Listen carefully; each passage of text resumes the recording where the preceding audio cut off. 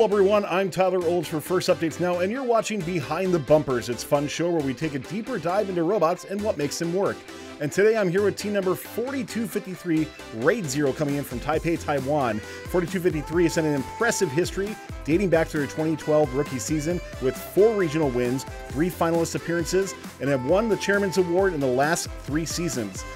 And I'm here with Matthew, Zach, Selena, Vanessa, Daniel, Lana, and Jimmy, and we're going to be taking a deeper dive into this robot head to toe. This is a brand new 2021 robot. Can't wait to see what this team is bringing, all here on Behind the Bumpers. Giving you a voice. Making it loud our own way. Welcome to the fun. We would like to thank our friends at Stryker for supporting fun so we can continue to make content for you. Stryker is a leading medical device company and is looking for those in FIRST to join their team as interns or for a great career. Come join a company that will actively support you being in FIRST at careers.stryker.com. If you're on an FRC or FTC team and you're currently meeting safely in person and have a functional robot, we'd love to have you on our Behind the Bots or Behind the Bumpers segments. Go ahead and reach out to us on any of our social channels, on Discord, or send us an email at admin@firstupdatesnow.com, and let's get your team scheduled to be on First Updates Now. All right, Matthew, we're going to be taking a look at the intake on your robot here. So tell me about what you're using for intake, maybe some changes you had from the 2020 robot as well, too. And let's get really technical on what you have here. Okay, so our intake is mainly made of 3 PVC pipes. And compared to last year, our distances are changed, so it's a little wider. So our balls are able to get in the spindexer more easily. And also this year, for our third roller, it's flexible, so it goes up and down. And that way, the ball is not too compressed or under compressed, and it will perfectly go into our spindexer. And these rollers are driven by one Falcon here, which is belted first to the first roller, then to the second roller, and finally to the third roller. And here we have a spoiler on our intake, and the purpose of the spoiler is so that when the balls get intaked up, they don't fly out our robot. Instead, they get bounced right back into the spindexer. And now I'm going to be talking about the linkages that we decided to use. So for this intake, we decided to use a 4-bar linkage, a parallel 4-bar linkage. And we did it because when it goes down, it had it hard stops right here. We're in the position that we wanted to, and it just makes it all look very. It just makes it look better looking, and this is partially why we chose the 4-bar linkage. And the way we actuate the intake right now is that we don't retract it. So at the start of each challenge, we have a rope, and then we have a screw here that connects onto the intake, and the springs here are connected so that it would pull the linkages downwards to allow the intake to actuate outwards. So let me ask you just a follow-up on the intake that you have. So the 4-bar on that, and yeah, if we could see any power cells going into the robot, that'd be fantastic too. But the 4-bar that you have, is that what you had on your intake last year, or did that change as well? No, we initially didn't have a 4-bar in our previous intake, and the previous intake was powered by pneumatics. Sure, that makes a lot of sense. Can we see a couple power cells being intaked into the robot, just so we can see how that process works?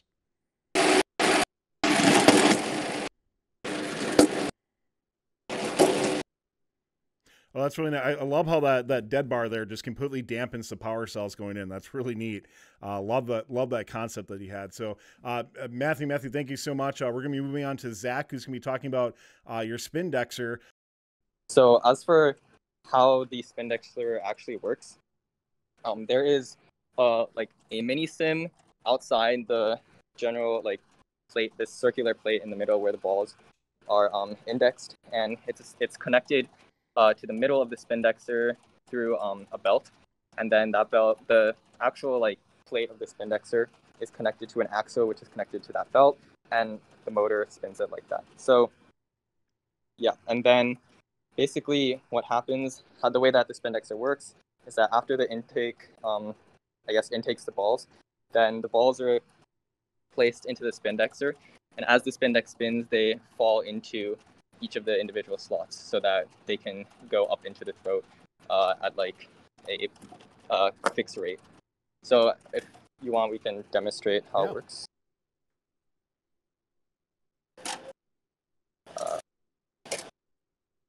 Second.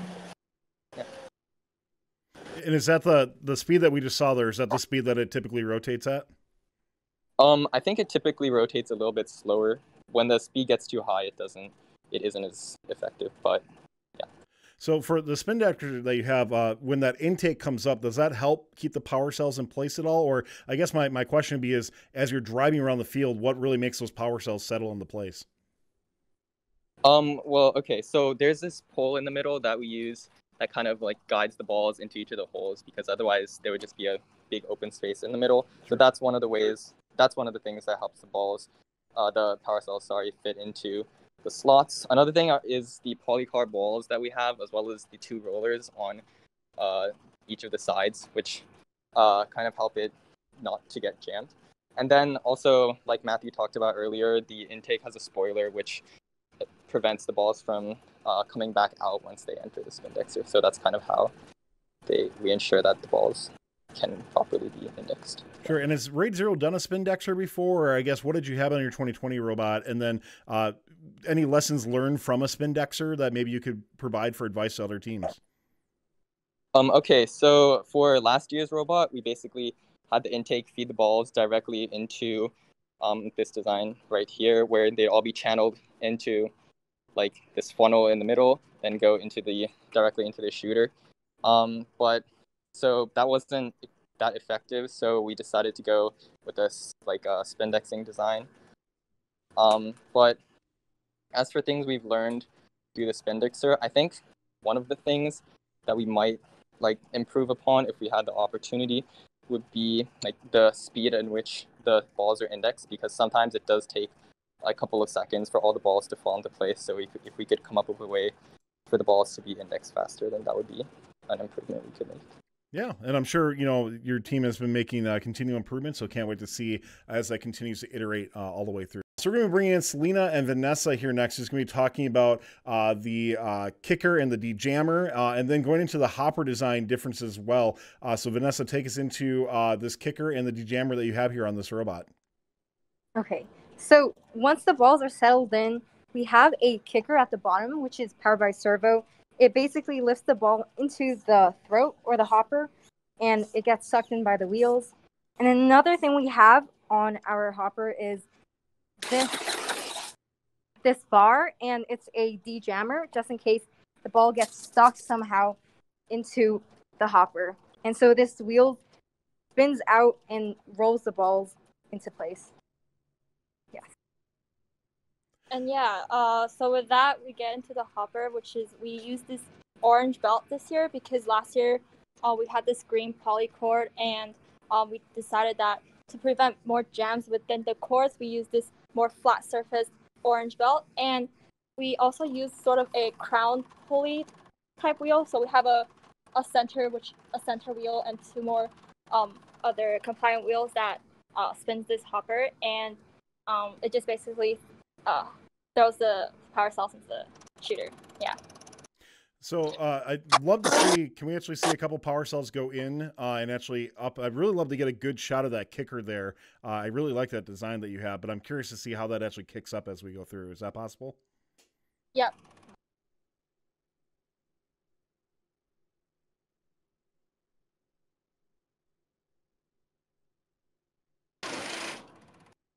Awesome. Well, thank you so much for that. We're going to be moving over to Daniel next, who's going to be talking about the turret and the shooter that you have as well, too. I always love seeing turrets on robots and how they function, operate. So Daniel, tell us a little bit about how that transfer works up into the shooter and anything you want to add into it. So our turret this year is being driven by a Neo 550 down under over here. That's on a versaplanetary gearbox at about 10 to 1, maybe 25 to 1 ratio. And the center gear actually drives two gears. One is our turret, and one is our wire spool. And the reason behind the design of the water spool this year is because we wanted extra mobility for the turret. So our turret can actually go in 360 degrees, actually over 360 degrees. Sure. So we can shoot from any position on the field. Moving over to our shooter wheel itself is being directly driven by a Falcon 500 on which has two 6-inch ADA Fairlanes on them. And our hood is an adjustable hood driven by a Neo 551 again on a 49:1 resistive planetary ratio.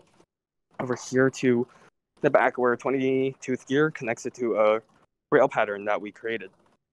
And something that's new about our hood this year is that the curved part of the hood, the adjustable hood rather, is linearized at the end if you see over here. And the reason behind that is because we experimented in the off-season with different types of shooters, and we found that having a linearized portion of the hood gave us a sort of linear decompression of the power cell leaving the shooter, making the power cell making our shooter a little bit more accurate than previous shooters that we've tested. And if you see over here in the back of our hood, we actually have a bunch of tape markings, and that's because we have town tags over here on the hood that help us position or helps us auto aim and auto hood to certain positions so we can shoot anywhere on the field. And I know Jimmy might be covering a little bit more of that as he is the driver on the robot. The other thing I want to ask you is the spool that you have on here, the gears that you made, what is the material that the gears are actually made out of there? So we custom cut polycarb gears on our water jet to fit both the turret and the spool. Yeah. So the gears are a little bit lighter. Last year we used aluminum, and though aluminum is very sturdy, it's also very heavy because it's a big chunk of aluminum that you're slapping on the robot. So we decided to experiment with polycarb this year, and so far it's held up. So yeah, I don't think I've ever seen polycarb gears that large before, so I'm glad to hear that they've held up well for that. So, wow, I mean, love the hood and the shooter overall. Thank you for telling us about that, Daniel. So we're gonna be moving over to Jimmy, the wrap up, who is also driving and operating the robot. So as it comes over here, and Jimmy, I know Daniel touched a little bit on the auto aim that you have, but I'd love to hear anything else you want to add to that, especially from a driver's perspective, and then of course your swerve modules that you have on your robot as well. Yeah, so this is the first year that we've started using swerve modules in our bot competitively. We've built a few before off season, but we've never put one in a robot that we've planned to use in season before. And it's come off pretty well. It's powered by 4 West Coast Products swerve modules on 8 Falcons, and it drives around. I don't remember the exact gear ratio, but it is fairly fast for a swerve. We won't hold you to it. It's all right. All right. So, as you can tell from the turret is configured to automatically aim at the goal as it moves, and it does that by using the limelight to find the apparent area of the goal from the limelight, and depending on the area of the target, it's gonna move the hood up and down, and it's calculated based on a quadratic spline from the area of the goal to the number of ticks in the motor running forwards and down on the hood. That part of the hood auto aims the forward and backwards of the hood, while the other part of the auto aim is left and right, which is the turret, and that's just based off an XY offset for the turret.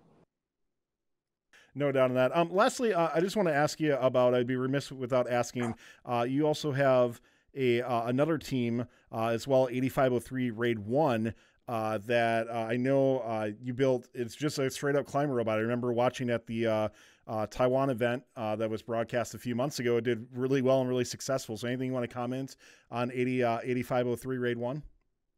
Yeah, sure. So this is 8503's first competitive full season, and so the first spot they built was in 2020, which is this spot with just a drive and a climb, and it was built to be a defense spot, and it worked fairly well, and it ranked #1 in the regional that we went to. And so this year they built a second bot, and this bot it was meant to be a defense bot, but it came out to have almost all the capabilities of our Raid 0 bot, and it also functions fairly well. Raid 0 and Raid 1, thank you so much for taking the time to speak with us about your incredible machines. I've been a big fan of your team for a few years now, and can't wait to see, hopefully, maybe a competition in Taiwan soon. We'd love to see that happen, of course. But good luck, not only in this season, but for future seasons to come. Thanks for taking the time. Thank you. We would like to thank our friends at Stryker for supporting this video. Stryker is looking for current and future FIRST alumni to join their internship program, and FIRST mentors who are looking for a great career with a company who actually supports their FIRST journey. Go to careers.stryker.com to learn more. You can also directly support Fun by joining Fun Nation. Click the join button, and just for a few bucks a month, you'll unlock special perks and directly support us so we can keep making great content. Don't forget to like, subscribe, and ring the bell to stay up to date on our new videos. Keep the conversation going and provide your input to our content. Watch our live shows at twitch.tv/firstupdatesnow. Join our Discord at discord.gg/firstupdatesnow. And check out Fun FTC on Facebook, Instagram, and Twitter, and First Updates Now on Facebook, Instagram, TikTok, and Twitter.